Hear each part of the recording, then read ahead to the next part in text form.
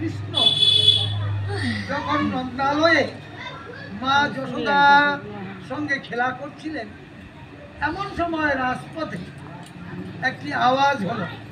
শ্রী সুখদেব গোস্বামী বললেন, গৃহী ফলানি ইতি শ্রুতা সত্তরমচ্যুতম ফলার্থিধান্দুমাদায় জগৎ সর্বফলপ্রদা। একটি শ্লোক বললেন। কি শ্লোক?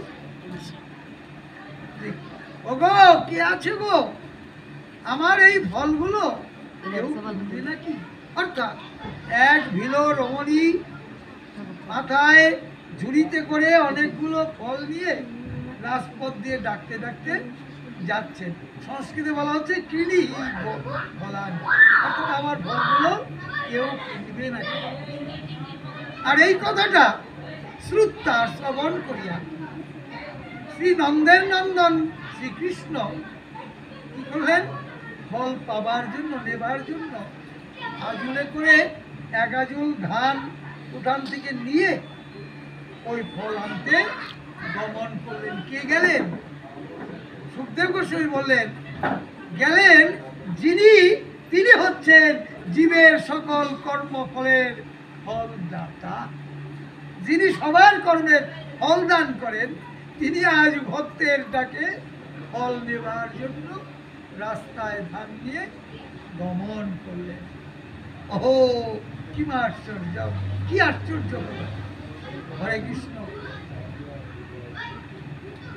রাস্তায় যাবেন, কিন্তু পাহারা তো আছে মা।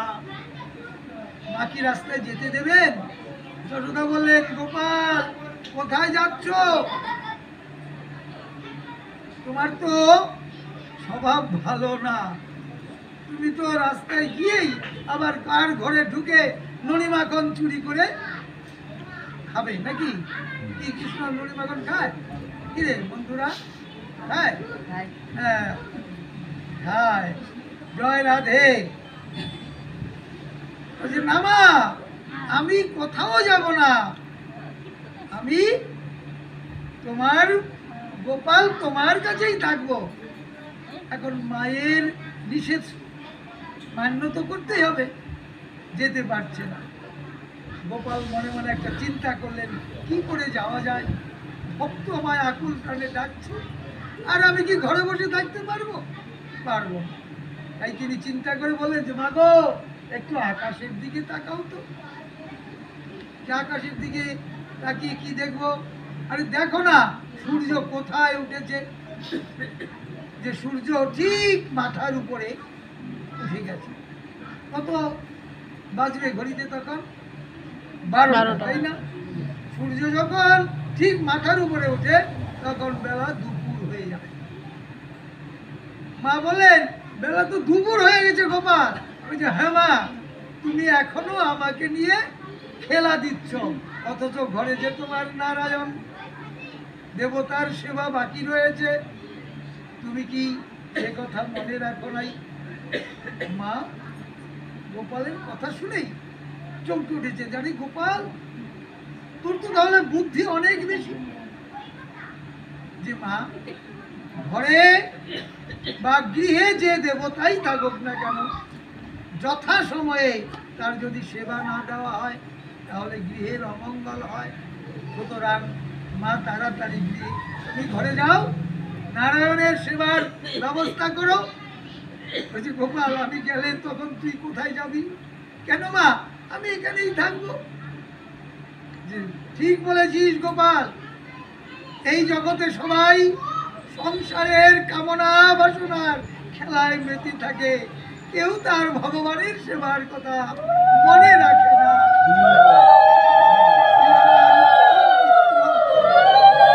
এমন পুত্র যদি কেউ পায়, তার আর ভজন সাধনে ভুল হবে না।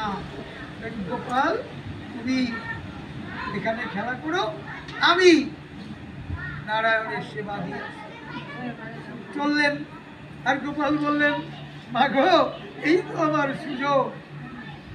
এক ভক্তকে নারায়ণ সেবায় পাঠিয়ে আরেক ভক্তকে কৃপা করার জন্য এবার আমি রাস্তায় যাচ্ছি। রাস্তায় এসে দেখেন এক হলওয়ালি, কালো কুৎসিত চেহারা, ছেঁড়া কাপড়, মলিন বস্ত্র, মাথায় ঝুড়ি নিয়ে ডাকছে, ওগো কে আছো, ফল কিনবে নাকি? গোপাল বলল, ও ফলওয়ালি, ফলওয়ালি, আমায় ফল দিয়ে যাও। হরে কৃষ্ণ। এতক্ষণ ফলওয়ালি ডেকেছিল, এবার ভগবান ডাকলেন। ভাগবত বলছেন কি, যে ওরে জগৎবাসী শোনো, তুমি যদি একবার প্রাণ ভরে ভগবান বলে ডাকো, ভগবান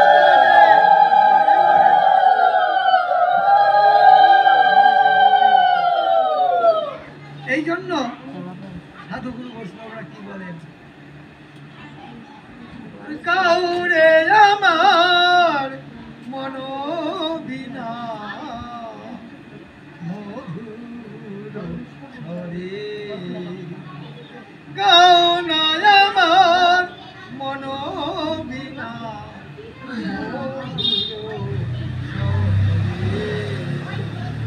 হরে কৃষ্ণ হরে কৃষ্ণ কৃষ্ণ কৃষ্ণ হরে হরে, হরে রাম হরে রাম রাম রাম হরে হরে, হরে কৃষ্ণ কৃষ্ণ কৃষ্ণ হরে হরে, হরে রাম হরে রাম রাম হরে হরে। মধুর স্বরে হৃদয় ভরে ডাকতে বলছে। কলিযুগে মহাপ্রভু বলছেন, তুমি আর কিছু পারো আর না পারো, 16 নাম 32 অক্ষর মধুর করে তুমি কীর্তন। কেননা নাম যজ্ঞ মহাযজ্ঞ কলৌ কলমশনাসনম। এই যে নামযজ্ঞ মহাযজ্ঞ, এই যজ্ঞ যদি কলিতে কেউ ভক্তি ভরে করতে পারে, তার বহু জন্ম জন্মান্তরের যে মহাপাপ রাশি আছে তাও ধুয়ে মুছে চলে যায়। 16 নাম 32 অক্ষর। আজই এখানে ভাগবত বলছে যে দেখো ভক্ত কেমন ডেকেছে, এবার ভগবান তাকে ডাকছে।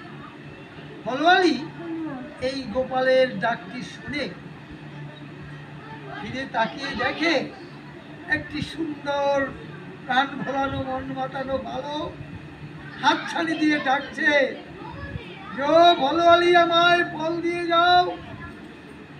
আর ফলওয়ালি মনে মনে ভাবছে, যাহা এমন সুন্দর বালক আর তো দেখি নাই, একবার তার কাছে যাব, ফল তুলে দেব,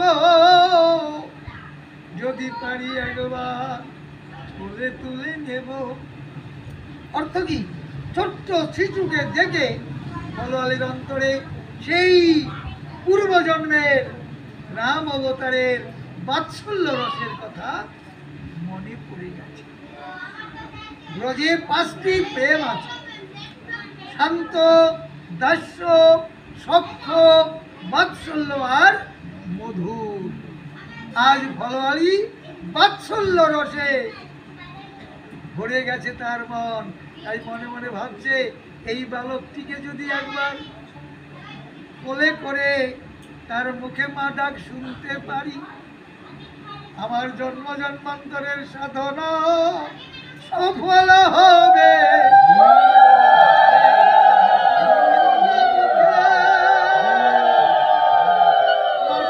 শুনেব করিব তখন বলে। ফলওয়ালি ছুটে এলো, হরে কৃষ্ণ কাছে এসে বলছে, হরি মন ভোলানো প্রাণ মাতানো বালক, তুমি আমার ফল নেবে? যে হ্যাঁ, তুমি আমায় ডাকলে, এখন আমাকে জিজ্ঞাসা করছো কেন? তুমি তো আমায় ফল দিতেই ডেকেছো। ভোলালি বলছে গোপাল ফল তো নেবে, আমায় কি দেবে? হরে কৃষ্ণ, এই যে আমাকে মতো মন, তাই না? কি তুমি জিজ্ঞাস নাও, তুমি আমারে কি দেবে? জগতের বর্তমান পরিস্থিতিটা কেমন? Give and take, give and take policy হলো বর্তমান জগতে। কিছু দাও, কিছু নাও, না দিলে কিছু পাওয়া যাবে না। সত্যি তো, তাই না? কিছু না দিলে কিছু কি মিলে? ভগবান বলছে তুমি আমায় কি দেবে? এই তখন গোপালের মনে পড়েছে, আমি তো হাতে ধান এনেছিলাম, সব ধান এই আঙুলের ছিদ্র দিয়ে পড়ে গেছে। দেখে অনামিকার কনিষ্ঠার মাঝখানে একটি ছোট্ট ধান বেজে আছে। গোপাল হাতে দিয়ে বলছে নাও, তোমাকে একটি ধান দিলাম। ফলের ঝুড়িতে দিয়ে বলছে দাও, এখন ফল দাও। ফলাফলি হেসে দিয়েছেন, গোপাল আমার এতগুলো ফল আর তোমার একটি মাত্র ধান। হরে কৃষ্ণ। ভাগবতের রসিক ভক্ত বলছেন, ওরে ফলওয়ালি, তুই তো এখনো সাধনা জানিস না। আজ গোবিন্দ তোকে সাধনা শিখিয়ে দিচ্ছে। একটি ধান দিলেন কেন? যে এক মন না হলে যায় না পাওয়া। ওরে এক মন হলে সবই মিলে।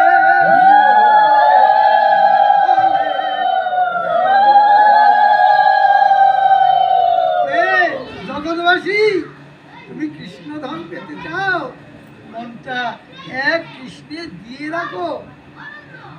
ভজন করো, সাধন করো, ডাকো, প্রীতি করো, সেবা করো, পূজা করো, যাহা কিছু করো এক মনে করো। ওই এদিকে ওদিকে যাই, যেদিকে গোবিন্দ পাই, তাহলে হবে না। ভগবান মনে মনে ভাবছেন যে গোপাল, আমায় গুরুদেব পূর্ব জন্মে এক রাম নাম শিক্ষা দিয়েছিলেন, তুমি আবার সেই রূপের রাম এসেছ। এবার তোমার রূপ হয়েছে শ্যাম সুন্দর গোপাল, তাই আমি তোমাকেও এবার বলে পেতে চাই। গোপাল, কিছু না দিলে আমি কেমন করে দেব? গোপাল বলছে, ও ফুলওয়ালি, আমার তো আর কিছু নেই। যে কেন তোমার কিছু নেই?